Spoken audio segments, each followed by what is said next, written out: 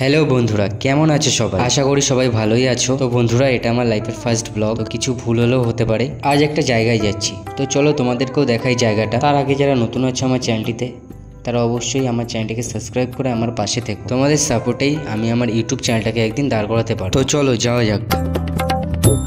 তো দেখো বন্ধুরা, এই সেই জায়গা, এখানে অনেক বড় করে পুজো হচ্ছে আর এখানে আমার ডেকোরেশনের কাজও ছিল। এবার তোমাদের ঘুরে দেখাই প্যান্ডেলটা, চলো। তো এই দেখো, এখান থেকে লাইটিং শুরু হচ্ছে। তো চলো আস্তে আস্তে ভিতরের দিকে যাওয়া যাক।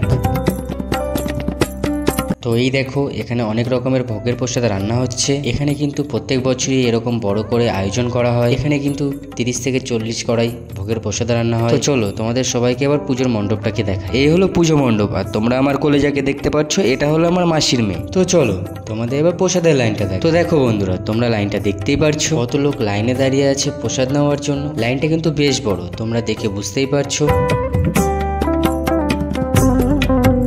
তো বন্ধুরা, আজকের মতো ভিডিওটা এই অবধি। আমার ভিডিওটা যদি তোমাদের ভালো লেগে থাকে তাহলে একটি লাইক কমেন্ট করে আমার পাশে থেকো। আজকের মতো সবাইকে টাটা।